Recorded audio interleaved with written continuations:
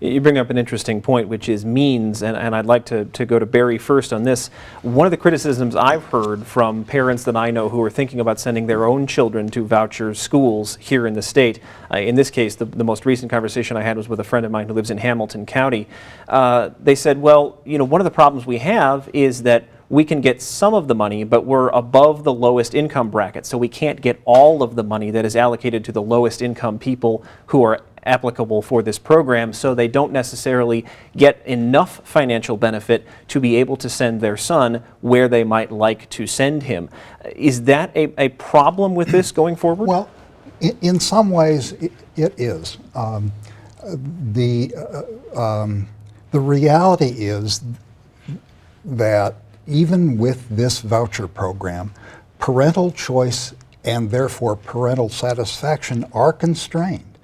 The intention is not to provide a full scholarship for anybody who wants to send their child to a private school. There are restrictions on income, and therefore the benefits for low-income folks are stronger or higher than they are for high-income folks. But that's only one aspect of the constriction on choice included in this system. For example,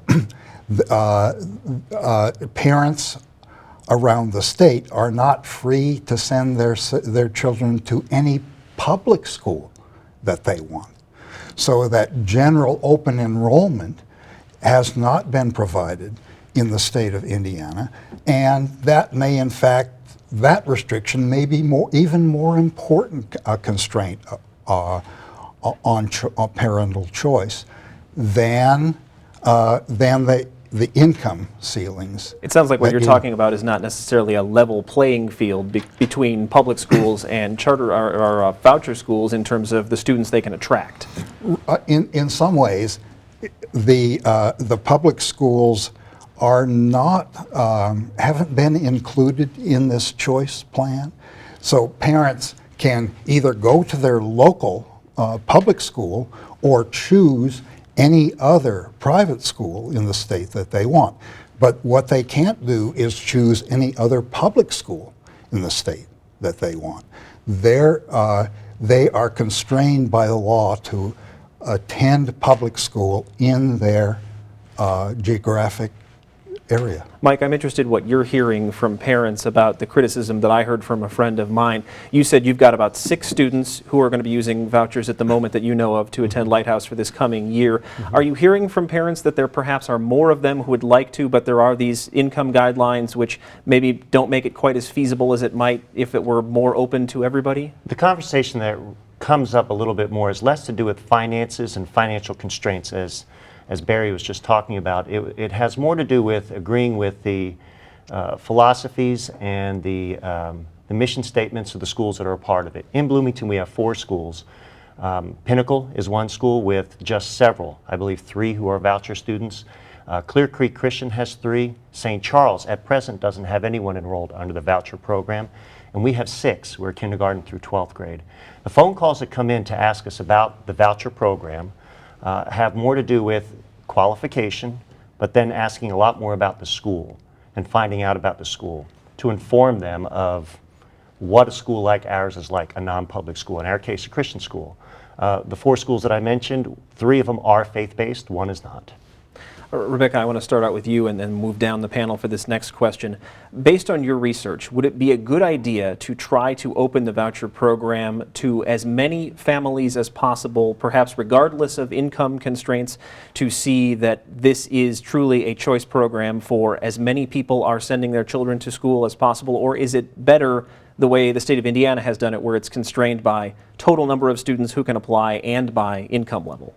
Well, I think you have to be careful in using the word better, because in the course of our research, so many of the research programs or the efficacy studies on school choice programs are flawed because they don't use correct research models. They're very skewed and driven by the politics of the people behind them. So it's difficult to use that word in this context. But that said, I kind of take issue with the level playing field as it was discussed earlier, because the bottom line is there's a lot of subsidies in this state for a lot of different things, and a lot of sliding fee scales for a lot of things, and it levels the playing field when you do take into consideration what each family makes and therefore potentially what they can afford. If you start giving the same funding to everybody regardless of income, then you're almost making the playing field stay as it is, uneven.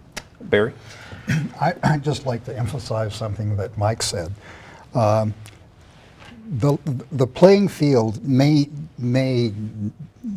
or may not be leveled economically, but perhaps the real issue is the kind of school that is available for parents to choose from. And that may be a greater concern about whether the playing field is or is not level. So parents are constrained in their choice to their local public schools combined with their local private schools, but they do not have the choice to go to schools in Martinsville or schools in Mooresville if they find those schools attractive, either public or private. So this is, I think, more than an economic or an income issue. Mike, your thoughts on opening this up to more families, regardless of geography or income or what have you? From a general perspective, I'd like to see it opened up as broadly as possible. I'm not sure how fiscally responsible that would be for the state. There is a fiscally neutral approach they have to use in the numbers that you just mentioned, between 7,500 this year, 15,000 the next year, and the third year. There is no cap. That's part of a strategic plan looking at the entire process. But yes, it was mentioned a little bit earlier. I think one of the focuses needs to be student success and parents' estimation of what is student success in conjunction with the schools that they attend. And to that degree, I think that the door should be opened. Yeah.